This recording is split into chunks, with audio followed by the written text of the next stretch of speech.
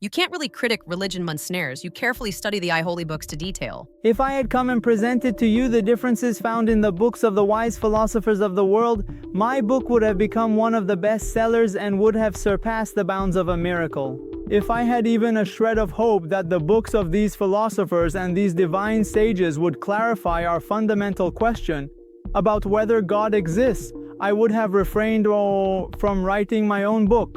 We need to turn to the books of divine sages, who have discussed the possibility of God's non-existence and have provided arguments for it. You always attack the worst aspects of religion and ignore its best parts. Instead of learning from wise and thoughtful theologians like Paul Tillich and Dietrich Bonhoeffer, who taught me what true faith means, you turn to shallow, manipulative figures like Ted Haggard, Jerry Falwell, and Pat Robertson. I wish that delicate religion you spoke of was the dominant one. But for most people in the world, religion is exactly what Falwell, Haggard, Bin Laden, Ayatollah Khomeini, and people like Robertson have described. These people are not strawmen, rather they have had a direct impact on this discussion, and we deal with them on a daily basis. You only preach to your own like-minded people. What's the point? The number of non-religious people in the world is much higher than you think. They're just afraid and have hidden behind the secretive veils of religion. They need some encouragement to reveal themselves, and these individuals require a specific kind of awareness raising. You are a fundamentalist, just like those you criticize. No, you are being too harsh. Enthusiasm should not be mistaken for fundamentalism. When two opposing theories collide, there doesn't always have to be a middle ground. It's possible that one side is wrong and the other side has a justification that fuels their enthusiasm. Let's listen to the words of a fundamentalist named Kurt Wise. If all the evidence in the universe were against creationism, I would be the first to accept it. Yet, I would still remain a creationist. Because that is what the Word of God says, I must stand by my position. If these statements were expressed with discouragement, worry, and sadness, it would have been easier for me to accept them. But I don't feel that these remarks come from a masochist. Rather, they stem from believing in the beliefs of others.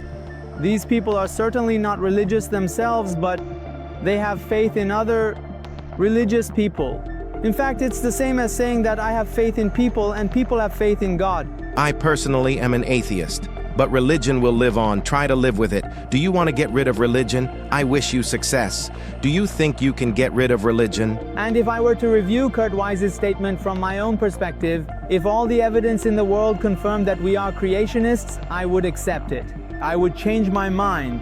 But unfortunately, all the arguments and evidence show that we are the result of evolution or a process of evolution, which I will explain for you in the rest of the video. So what is this evolution that Darwin talks about? And this reflects both our own passion and that of the fundamentalists. I am not an atheist myself, but people need religion. What do you want to fill the place of religion with? What do you comfort a grieving person with? What do you satisfy the need for religion with? How arrogantly and conceitedly this was stated. It's like saying, oh, you and I are too smart to need religion. But ordinary people, the masses, the working class, and the lower classes of society need religion. Of course, we all need peace of mind, but we shouldn't feel indebted for this peace to the universe. Isn't this a childish answer? It's like a child sucking on a pacifier, or sucking their thumb, or clinging to their mother's skirt. The fact that X is comforting and the fact that X is real are two completely different things. Let's listen to another criticism about the need for rejection from a Canadian critic. What theists say about God might be true. Who knows? But whether God exists or not, there is clearly something in human nature that believes in a purpose for life, a purpose that goes beyond the material world. One might think that a more logically rigorous empiricist like Dawkins would acknowledge this unchanging aspect of human nature. But does Dawkins really believe that if everyone in search of truth and peace turned to the God Delusion instead of prayer, the world would become a more humane place? Since you use the word human, the answer is yes. We cannot deny the comforting nature of this emotional need, and at the same time we claim that the worldview we present is much more comforting and reassuring than the ideas and beliefs that religions currently offer you. But if the peace of mind that religion gives you is based on the unlikely assumption, say from a neuroscientist, that we are still alive after our brain dies, would you still defend it?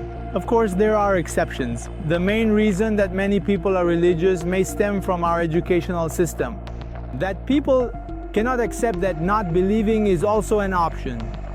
Because the findings of Darwin, evolution and natural selection have not been taught to them, and these have not been presented to them as an option. This is probably also true regarding the myth that people need religion. I didn't know I could. When my wife Lala was a little girl, she really wanted to drop out of school. And later, when she was in her 20s, she brought this up with her parents. Her mother asked her in astonishment why she hadn't mentioned it earlier. She gave a very interesting answer. I didn't know I could. Many religious people and those living in our society don't know that such a path even exists. They don't know that not believing is itself an option. In 2006, I made a television documentary that raised a lot of awareness. It showed that in a world without religion, there would be no more suicide bombings. The September 11th attacks hadn't happened. The July 7, 2005 attacks hadn't happened. There was no gunpowder plot where fervent Catholics failed in their attempt to blow up Parliament and destroy James I. India hadn't been partitioned. There were no wars between Israel and Palestine. There were no massacres of Muslims. There were no more poppy sellers and preachers shouting on television that people should give so much in God's name that they themselves fall into hardship. And there was no more flogging of women for showing parts of their bodies, nor were there any more Taliban destroying ancient statues or public beheadings. John Lennon's magnificent song is sometimes broadcast in America, and the line, "and no religion too," is omitted.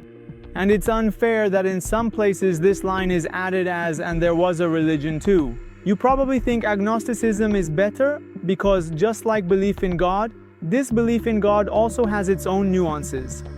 In the second chapter, we show you that the God hypothesis is just like any other hypothesis about the world, and perhaps you've been told that divine arguments provide very strong reasons for the existence of God. So you shouldn't miss chapter 3. In chapter 3, we show you that the arguments and reasons presented by divine rulings are actually very weak and flimsy.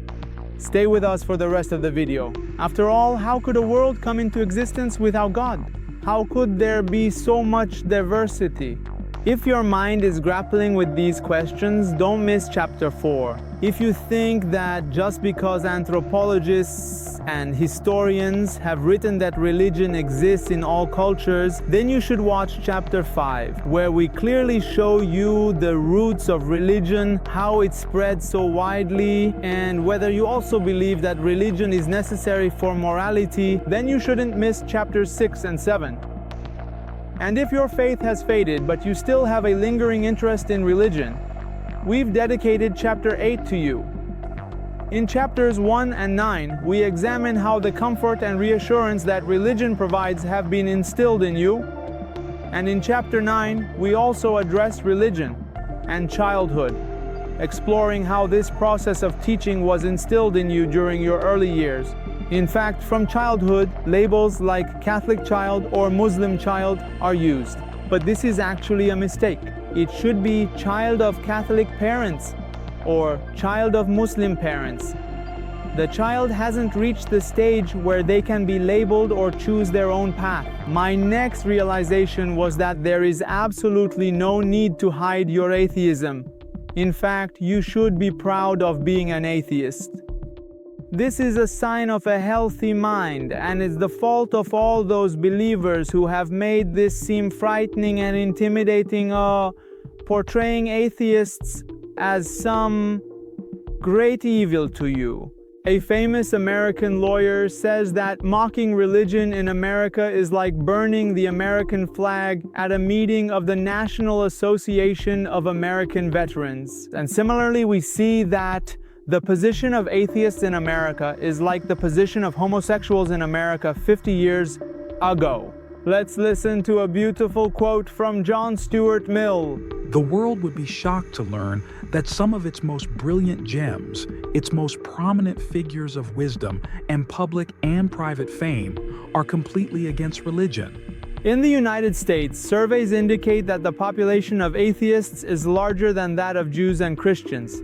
But due to their lack of influence and power in political lobbying, they are not as organized.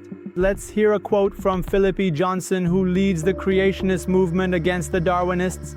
Darwinism is the narrative of humanity's liberation from the illusion that human destiny lies in the hands of a supernatural omnipotent force. Persistently holding on to a false but widespread and enduring belief, even when there is evidence against it, is considered a mental disorder. And there is another theory as well.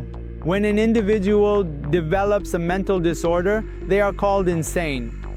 But when several people or a large group develop this disorder, it is called religion.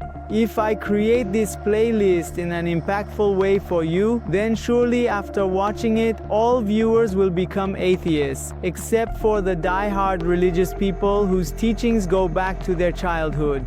And many years ago, one of the most effective methods that has ensured there has been no doubt for many years is that they have said not to watch such videos or read such books, because they are satanic and contain the schemes of the devil. And the people who watch these kinds of investigative videos and read this type of material and books are definitely more intelligent and have a mind beyond those who believe in these teachings, or they are intellectuals, or they are people who did not properly learn these religious teachings in their childhood.